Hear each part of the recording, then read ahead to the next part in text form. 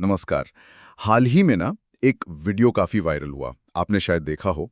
Gurugram police के कुछ लोग एक जापानी टूरिस्ट से ₹1000 की रिश्वत ले रहे थे। हाँ, मैंने देखा था, काफी शर्मनाक था वो। बिल्कुल। और रकम शायद छोटी लगे, ₹1000, लेकिन ये घटना ना एक कहीं ज्यादा बड़ी गहरी समस्या की तरफ इशारा करती है। मतलब भ्रष्टाचार, हमारे सिस्टम की कमजोरियां और कैसे आम लोगों का भरोसा वो टूटता जाता है। सही बात है। और ये अकेली घटना तो है नहीं। ऐसी चीजें हमें एक बहुत बुनियादी सवाल पर सोचने को मजबूर करती हैं कि आखिर ऐसा क्यों है कि कुछ देश तो लगातार तरक्की करते हैं, अमीर होते जाते हैं, जबकि कई दूसरे देश वो गरीबी और अस्थिरता से ही जूझते रहते हैं।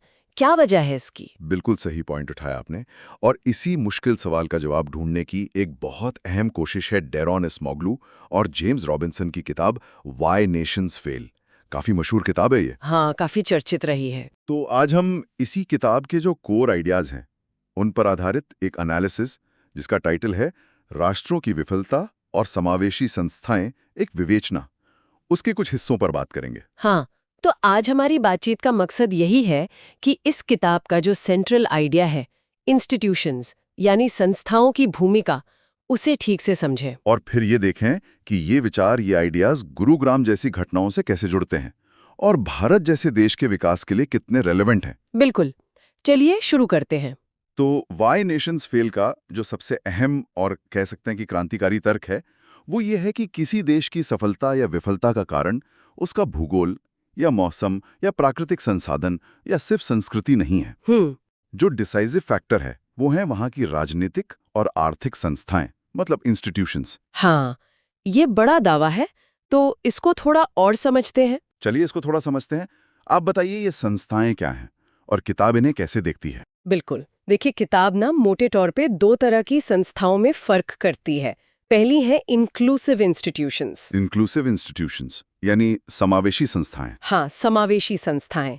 ये ऐसी पॉलिटिकल और इकोनॉमिक व्यवस्थाएं होती हैं जो समाज के एक बड़े हिस्से को, ज्यादा से ज्यादा लोगों को इकोनॉमिक एक्टिविटीज में हिस्सा लेने के लिए इनकरेज करते हैं। अच्छा। जहां लोग अपनी प्रॉपर्टी को सेफ महसूस करते हैं, जहां उन्हें अवसरों का फायदा उठाने का मौका मिलता है, यहां रूल ऑफ लॉ होता है, मतलब कानून का राज, निजी संपत्ति के अधिकार सुरक्षित होते हैं, एक फेयर जुडिशियल सिस्टम होता है और कोशिश होती है कि सबके लिए मौके बराबर हों। यानी ये सत्ता को कुछ हाथों में सिमटने नहीं देती। हाँ, ये पावर को डिसेंट्रलाइज रखती हैं और ज्यादा से ज्यादा लोगों की भागीदारी को, पार्टिसिपेशन को बढ़ावा देती हैं। कोई उदाहरण है इसका जिससे बात और साफ हो। हाँ, किताब में और हमारे सॉस एनालिसिस में भी दक्षिण कोरिया का उदाहरण अक्सर दिया जाता है।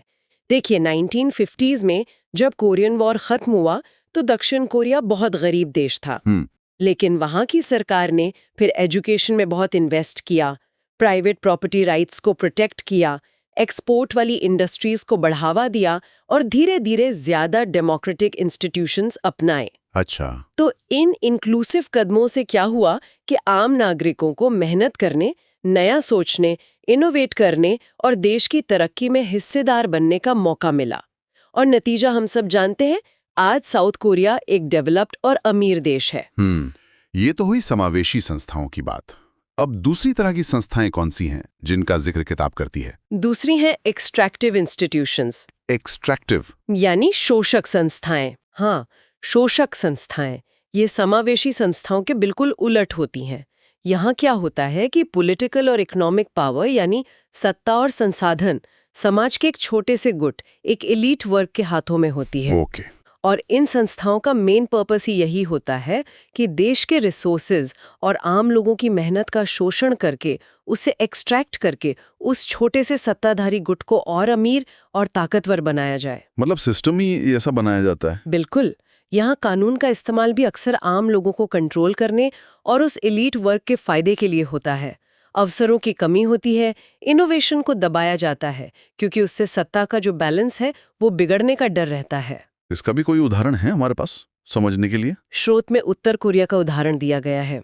दक्षिण कोरिया का पड़ोसी है, पर देखिए कितना फर्क है। हाँ बिल्कुल। वहाँ सारी ताकत एक ही परिवार और उसकी वफादार मिलिट्री और पॉलिटिकल गुट के हाथ में है। देश के ज्यादातर संसाधन सेना पर और उस रूलिंग क्लास की शानो शौकत पर खर्च होते हैं, जबकि आम लोग वो बुनियादी जरूरतों के लिए भी तरसते हैं। इकोनॉमिक एक्टिविटीज पूरी तरह सरकार के कंट्रोल में है। कोई पर्सनल फ्रीडम नहीं, कोई अपॉर्चुनिटी नहीं। नतीजा, नॉर्थ कोरिया दुनिया के सबसे गरीब और पिछड़े देशों में से एक है। ये एक्सट्रैक्टिव इंस्टीट्यूशंस का एक बिल्कुल साफ उदाहरण है। तो मतलब मोटा मोटी फर्क ये हुआ कि समावेशी संस्थाएं शक्ति और अवसर को बांटती हैं, जिससे देश आगे बढ़ता है। हाँ, जबकि शोषक संस्थाएं शक्ति और अवसर को कुछ हाथों में समेट लेती हैं, जिससे देश पिछड़ जाता है। अब यहां मामला दिलचस्प हो जाता है। हम वापस गुरुग्राम वाली घटना पर आते हैं। एक पुलिस वाला हजारों रुपए की रिश्वत ले रहा है। ये इतनी छोटी सी लगने वाली बात शोषक संस्थाओं के इस बड़े कॉन्सेप्ट से कैसे जुड़ती है? ये तो बस एक आदमी का लालच लगता है ना? हाँ, पहली नजर में तो ये एक व्यक्ति के लालच का ही मामला लगता है, लेकिन इसमें खास बात यह है कि ये घटना सिर्फ उस एक व्यक्ति के बारे में नहीं है। ये उस सिस्टम का लक्षण है, उस व्यवस्था का सिम्टम है जिसमें ऐसा बर्ताव पनप सकता है या शायद नजरअंदाज कर दिया जाता है। अच्छा, कैसे? देखिए, पुलिस फोर्स राज्य की एक बहुत महत्वपूर्ण संस्था है। काम है कानून लागू करना, नागरिकों को सुरक्षा देना, है ना? हाँ, बिल्कुल। अब जब इस संस्था का एक नुमाइंदा वर्दी में एक अफसर अपने पद का, अपनी पावर का गलत इस्तेमाल करता है निजी फायदे के लिए, और वो भी एक विदेशी मेहमान से, तो ये बिल्कुल छोटे लेवल पर उसी एक्सट्रैक्शन यानी शोषण का उदाहरण है जिसकी बात किताब करती है। यानी संस्था का मकसद तो सुरक्षा देना था, पर उसका इस्तेमाल पैसा निकालने के लिए हो रहा है। ये सिस्टम के फेल होने जैसा है। एग्जैक्टली। जैसा कि सोर्स एनालिसिस में भी कहा गया है, ये सिर्फ 1000 रुपए का मामला नहीं है, ये उससे कहीं ज्यादा गहरा है। ये उस ट्रस्ट को, उस भरोसे को तोड़ता है जो नागरिकों का और बाहर की दुनिया का भी देश की संस्थाओं पर होता है। जब रक्षक ही भक्षक बन जाए या निकालने लगे तो व्यवस्था की क्रेडिबिलिटी ही खत्म हो जाती है। सही बात है। और ये ट्रेंड सिर्फ पुलिस तक ही तो सीमित नहीं है ना। जब सरकारी दफ्तरों में बिना कुछ दिए काम नहीं होता, जब सरकारी ठेकों में गड़बड़ी होती है, जब पावरफुल लोग कानून को मोड़ लेते हैं, ये सब उसी एक्सट्रैक्टिव मेंटालिटी और सिस्टमिक वीकनेस के अलग अलग चेहरे हैं। मतलब ये छोटी छोटी चीजें मिलकर एक बड़ा असर डालती हैं। बिल्कुल, ये छोटे छोटे छेद पूरी नाव डुबो सकते हैं, मतलब देश की प्रोग्रेस को रोक सकते हैं। हाँ, ये तर्क काफी दमदार लगता है, खासकर जब हम इसे अपने आसपास देखते हैं। तो इस किताब और जो सोर्स लेख हैं, उससे हम कौन सी मेन बातें सीख सकते हैं? की टेकअवेज क्या है? एनालिसिस कुछ बहुत जरूरी बातें बताता है। पहली और सबसे अहम सीख है, सत्ता और अवसर का बंटवारा बहुत जरूरी है। Wider distribution of power and opportunity. जब भी पॉलिटिकल और इकोनॉमिक पावर कुछ ही हाथों में इकट्ठा हो जाती है, तो वो लोग इसका इस्तेमाल अपने फायदे के लिए करते हैं और बाकी समाज पीछे रह जाता है। तो इसका हल क्या है? इसलिए एक मजबूत, निष्पक्ष और सही मायनों में काम करने वाला लोकतंत्र, जहां रेगुलर चुनाव हो, सत्ता आराम से ट्रांसफर हो, बोलने की आज़ादी हो, ये बहुत ज़रूरी है। और न्यायपालिका? हाँ, बिल्कुल। साथ ही एक इंडिपेंडेंट और इफेक्टिव जुडिशरी, यानी एक स्वतंत्र और कारगर न्याय व्यवस्था का होना भी उतना ही ज़रूरी है, जो बिना किसी डर या दबाव के कानून को सबके लिए बराबर लागू कर सके। ये तो ही व्यवस्था के डिजाइन की बात। दूसरी सीख क्या है? दूसरी सीख है भ्रष्टाचार की असली कीमत को पहचानना। जैसे हमने गुड़गांव वाले केस में बात की, मसला सिर्फ 1000 रुपए का नहीं है। हाँ। सोर्स इस बात पर जोर देता है कि करप्शन चाहे किसी भी लेवल पर हो, उसकी सिर्फ इकोनॉमिक कॉस्ट नहीं होती। ये देश की इंटरनेशनल इमेज को खराब करता है, फॉरेन इन्वेस्टमेंट और टूरिज्म को डिस्करेज करता है। और शायद सबसे बुरा असर तो लोगों के भरोसे पर पड़ता है। बिल्कुल, सबसे घातक असर यही है कि ये नागरिकों के मन में अपने ही सिस्टम के लिए शक और निराशा पैदा करता है।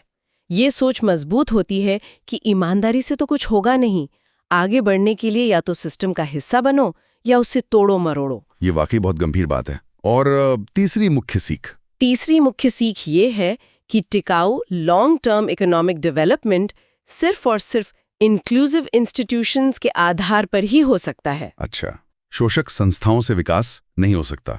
शोषक संस्थाएं शायद थोड़े समय के लिए कुछ इकोनॉमिक ग्रोथ दिखा दें, जैसे मान लीजिए प्राकृतिक संसाधन बेचकर, लेकिन वो सस्टेनेबल नहीं होती, क्योंकि वो इनोवेशन, क्रिएटिविटी और आम लोगों की भागीदारी को रोकती हैं। तो उसमें अमेरिका जैसे देशों का उदाहरण है। हाँ, उनके अपने उतार चढ़ाव रहे हैं। लेकिन तुलनात्मक रूप से समावेशी संस्थाएं जैसे property rights, rule of law, व्यापार करने की आज़ादी, इन सब ने लोगों को नए आइडियाज़ लाने, रिस्क लेने और बड़े पैमाने पर इकोनॉमिक एक्टिविटी में जुड़ने के लिए एनकरेज किया। और इसी माहौल से तरक्की हुई। हाँ, इसी माहौल ने टेक्नोलॉजिकल प्रोग्रेस और कंटिन्यूअस इकोनॉमिक ग्रोथ को मुमकिन बनाया। और इसका उल्टा एक्सट्रैक्टिव इंस्टीट्यूशंस का नतीजा। इसके उलट सोर्स उपनिवेशवाद, कोलोनियलिज्म के असर का जिक्र करता है।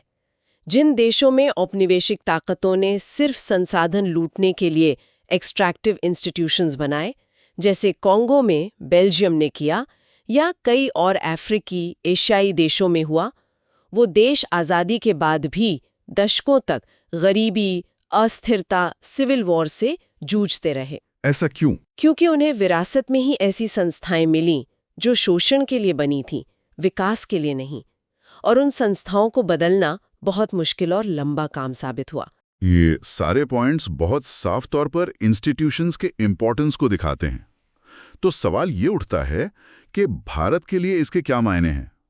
व्हाई नेशंस फेल के जो सिद्धांत हैं वो इंडियन कॉन्टेक्स्ट में कितने रेलेवेंट हैं? तो इस सब का मतलब क्या निकलता है भारत के लिए? देखिए, अगर हम इसे बड़े परिप्रेक्ष्य में देखें तो भारत की स्थिति काफी यूनिक और कॉम्प्लेक्स है।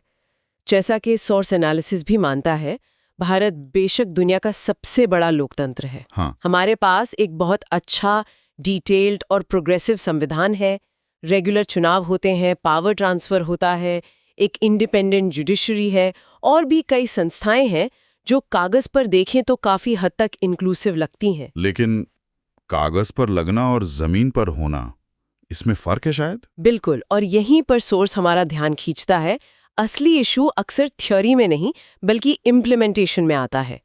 हमारे पास अच्छी संस्थाएं और कानून तो हैं, पर वो जमीनी स्तर पर हमेशा उतने इफेक्टिव, फेयर या एक्सेसिबल नहीं हो पाते जितना उन्हें होना चाहिए। जैसे सोर्स में कई उदाहरण हैं, जैसे पुलिस की रिश्वतखोरी, जिसका प्रतीक गुरुग्राम वाला मामला है, या सरकारी योजनाओं का फायदा सही लोगों तक ना पहुंचना या उसमें भ्रष्टाचार होना। हाँ, ये तो सुनते ही रहते हैं। या फिर शक्तिशाली लोगों का या ग्रुप्स का कानून को नजरअंदाज कर देना, या हमारी न्याय प्रक्रिया का धीमा और बोझिल होना। ये सब दिखाता है कि कागज पर इंक्लूसिव दिखने वाली संस्थाएं भी असलियत में एक्सट्रैक्टिव एलिमेंट्स दिखा सकती हैं। तो क्या ये माने कि भारत में एक्सट्रैक्टिव ट्रेंड्स ज्यादा हावी हैं या मिलाजुला मामला है? सोर्स का कंक्लूजन यही है कि भारत में फिलहाल इंक्लूसिव और एक्सट्रैक्टिव दोनों तरह की इंस्टीट्यूशंस और ट्रेंड्स का एक कॉम्प्लेक्स मिक्स मौजूद है। अच्छा। एक तरफ हमारे पास डेमोक्रेटिक प्रोसेस, सिविल लिबर्टीज, एक वाइब्रेंट मीडिया जैसे मजबूत इंक्लूसिव एलिमेंट्स हैं, तो दूसरी तरफ वाइड स्प्रेड करप्शन, गहरी असमानता, लाल फीताशाही और कई बार सत्ता का गलत इस्तेमाल, ये सब गंभीर एक्सट्रैक्टिव ट्रेंड्स हैं जो प्रोग्रेस में रुकावट डालते हैं। तो इससे एक अहम सवाल उठता है कि अगर भारत को वाकई एक डेवलप्ड, प्रॉस्पेरस और जस्ट नेशन बनना है, तो इस मिक्सचर में उसे किस तरफ बढ़ना होगा? हाँ, ये बिल्कुल सही सवाल है और एनालिसिस के मुताबिक जवाब एकदम साफ है।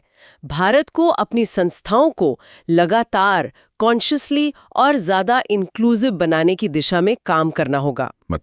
मतलब ऐसी व्यवस्थाएं बनानी और मजबूत करनी होंगी जो पावर को डिसेंट्रलाइज करें, ज्यादा से ज्यादा लोगों को क्वालिटी एजुकेशन, हेल्थ और इकोनॉमिक अपॉर्चुनिटीज दें, रूल ऑफ लॉ को सख्ती से लागू करें बिना किसी भेदभाव के, और ट्रांसपेरेंसी और अकाउंटेबिलिटी को इंश्योर करें। तो प्रैक्टिकली आगे का रास्ता क्या हो सकता है? सोर्स क्या सुझाव देता है संस्थाओं को मजबूत और ज्यादा समावेशी बनाने के लिए? सोर्स एनालिसिस कुछ ठोस दिशाएं सुझाता है। सबसे पहला और जरूरी कदम है जवाबदेही, अकाउंटेबिलिटी। ठीक है। हर इंस्टीट्यूशन, चाहे सरकारी हो या प्राइवेट, और हर पद पर बैठा व्यक्ति अपने कामों के लिए पब्लिक के प्रति अकाउंटेबल होना चाहिए। कुछ गलत होने पर, चाहे वो कितना ही छोटा क्यों ना लगे, निष्पक्ष जांच और एक्शन होना चाहिए। जब लोगों को दिखता है कि नियम तोड़ने वालों को सजा मिलती है, तो सिस्टम में विश्वास बढ़ता है। सही कहा। जवाबदेही के अलावा दूसरा इंपॉर्टेंट एलिमेंट है एक तेज और एक्सेसिबल जस्टिस सिस्टम। न्याय में देरी तो अन्याय ही है ना? बिल्कुल। अगर लोगों को सालों कोर्ट के चक्कर काटने पड़े या न्याय पाना बहुत महंगा और मुश्किल हो, तो वो सिस्टम से कट जाते हैं। इसलिए जस्टिस डिलीवरी को सिंपल, फास्ट और ट्रांसपेरेंट बनाना बहुत जरूरी है। ताकि आम आदमी को भी लगे कि अन्याय होने पर उसे समय पर न्याय मिलेगा। और इसमें समाज की, लोगों की क्या भूमिका हो सकती है? तीसरा सुझाव इसी से जुड़ा है, शिक्षा और नागरिक जागरूकता, एजुकेशन एंड अवेयरनेस। जब लोग अपने अधिकारों और कर्तव्यों को लेकर जागरूक होते हैं, जब उन्हें पता होता है कि इंस्टीट्यूशंस कैसे काम करते हैं, उनसे क्या उम्मीद रखनी चाहिए, तो वो बेहतर सवाल पूछ सकते हैं, गलत कामों का विरोध कर सकते हैं और सुधार की मांग कर सकते हैं। आरटीआई जैसे कानून इसी दिशा में अच्छे कदम हैं, पर उनका असरदार इस्तेमाल जागरूकता पर ही निर्भर करता है। और आखिर में शायद वही मुद्दा जिससे हमने शुरू किया था। हाँ, चौथा और बेहद महत्वपूर्ण कदम भ्रष्टाचार के प्रति जीरो टॉलरेंस। जीरो टॉलरेंस सोच साफ कहता है कि छोटे मोटे करप्शन जैसे गुरुग्राम वाली घटना को हल्के में नहीं लेना चाहिए, क्योंकि यही बड़े करप्शन की नींव रखते हैं। जब निचले स्तर पर रिश्वतखोरी या गड़बड़ी को अनदेखा किया जाता है, तो ये बीमारी ऊपर तक फैलती है और पूरे सिस्टम को खोखला कर देती है। इसलिए हर लेवल पर करप्शन के खिलाफ सख्त और लगातार कार्रवाई जरूरी है। तो कुल मिलाकर व्हाई नेशंस फेल और ये जो एनालिसिस हमने डिस्कस किया, ये हमें एक बहुत पावरफुल मैसेज देते हैं कि किसी देश की असली बुनियाद, उसकी तरक्की का राज, उसकी बड़ी बड़ी इमारतों या सड़कों या फौजी ताकत में नहीं है, बल्कि उसकी राजनीतिक और आर्थिक संस्थाओं की क्वालिटी में छिपा है। बिल्कुल। राष्ट्र की लॉन्ग टर्म सक्सेस और प्रोस्पेरिटी इस बात पर डिपेंड करती है कि उसकी इंस्टीट्यूशंस कितनी इंक्लूसिव हैं, मतलब वो कितने बड़े पैमाने पर अपने नागरिकों को सुरक्षा, अवसर और न्याय देती हैं। हाँ, और गुरुग्राम जैसी घटनाएं सिर्फ अलग थलग मामले नहीं हैं, वो सिस्टेमिक वीकनेस की तरफ इशारा करने वाली वार्निंग्स हैं। अगर हमें वाकई एक कामयाब और न्यायपूर्ण समाज बनाना है, तो हमें लगातार अपनी संस्थाओं को और ज़्यादा ट्रांसपेरेंट, अकाउंटेबल और सबके लिए समावेशी बनाने की कोशिश करनी होगी। और इस पूरी बातचीत के आखिर में हम अपने सुनने वालों के लिए एक सवाल छोड़ना चाहेंगे। जैसा हमने समझा, संस्थाएं आखिर में तो लोगों से ही बनती हैं, लोग ही चलाते हैं, और वो हमारी कलेक्टिव सोच, हमारे कल्चर से भी शेप होती हैं। तो ऐसे में हम सब अपने रोजमर्रा के जीवन में, अपने पर्सनल एक्शंस से, अपनी सोशल एक्सपेक्टेशन से कैसे कंट्रीब्यूट कर सकते हैं, ताकि हमारी मौजूदा संस्थाएं अपने काम करने के तरीके में शोषक होने के बजाय ज़्यादा से ज़्यादा समावेशी बने। ये सवाल हम सबके सोचने के लिए है।